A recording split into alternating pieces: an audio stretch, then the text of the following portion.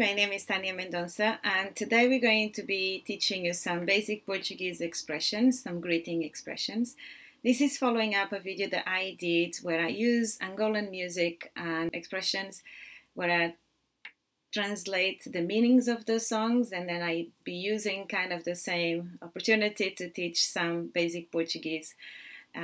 So today we're going to be teaching you how to greet yourself. Now today I just wanted to clarify that on the first video I mentioned about Angolan calão, and I also said that it's very common to use. However, I'd like to clarify that even though we do use it a lot in society, you have to have some sort of familiarity with the person in order for you to use it.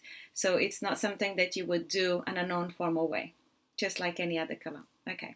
So if you were to be introducing yourself in Portugal, you would start by saying, in a non-formal way, you would start by saying, Olá, meu nome é Tânia, prazer em conhecê-lo.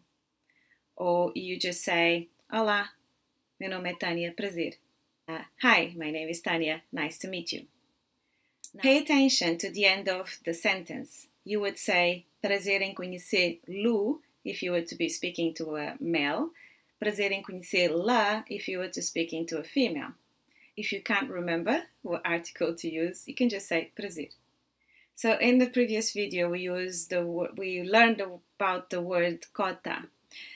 So if you were to use that word with someone that you feel very familiar with and you wanted to use it in a calão sort of playful way, Angolan style, you would say como é KOTA? So that's the way you would greet in a non-formal calão street talk in Angola or between Angolans. So you would say, como é? That's what's up. Como é KOTA? Tas. And tas, it's a short for, you know, are you okay? In Portugal, however, it's not usual to be using Angolan calão. Portuguese people will not understand what you say unless they grow up with Angolans or, you know, they know they're in the circle. So if you were to speak for a group of people, you would say prazer em conhecê-los. If you were to say in a group of females, you would say prazer em conhecê-las. So if you wanted to ask how are you, you would say como estás.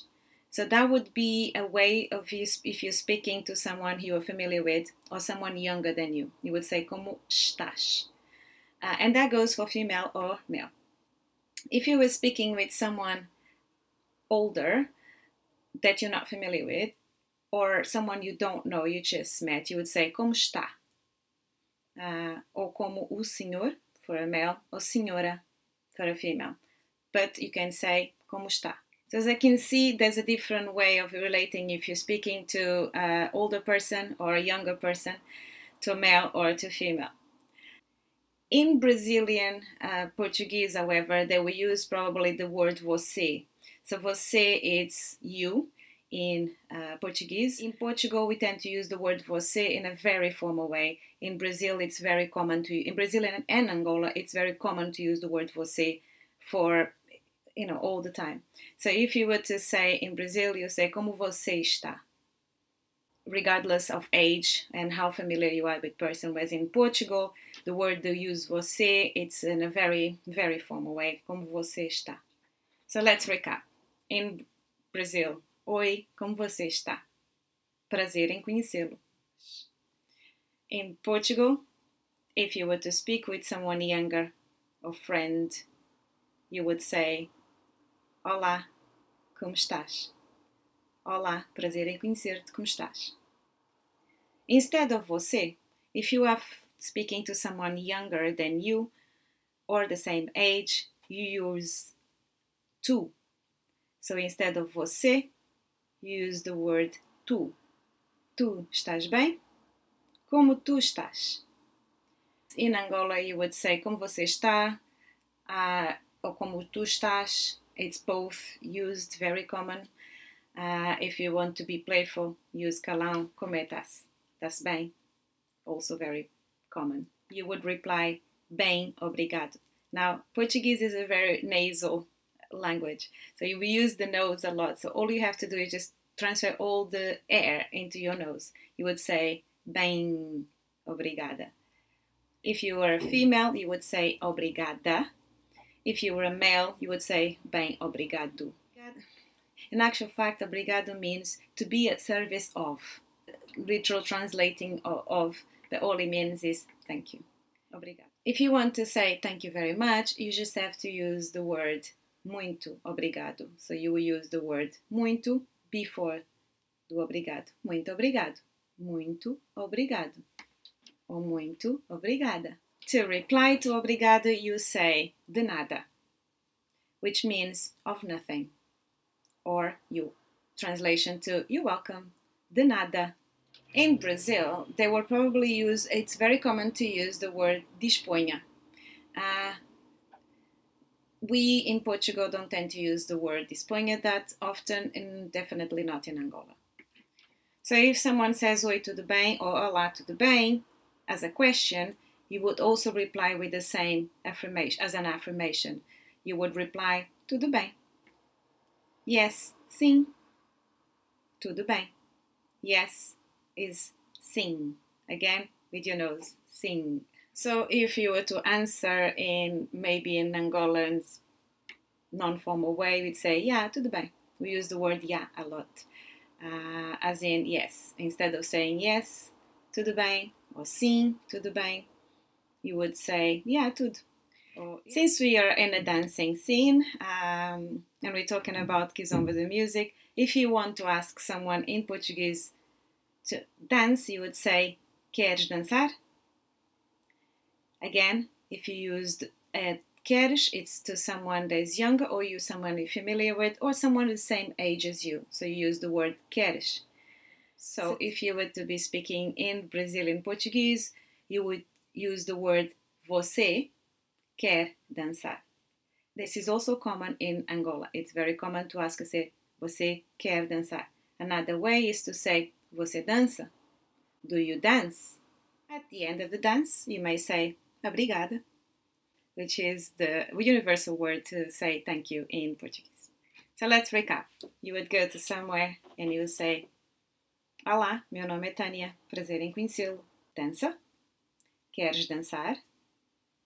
Ou você dança? After the dance, you would say, obrigado. And if you want to say goodbye, you would say, ciao, ciao.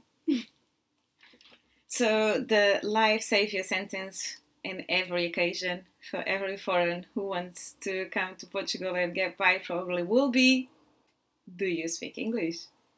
So if you want to ask that in Portuguese, in Brazil you would use, and in Angola, most likely use the word você. And if, because in Portugal you will be speaking to someone you just met, we also use the word você before.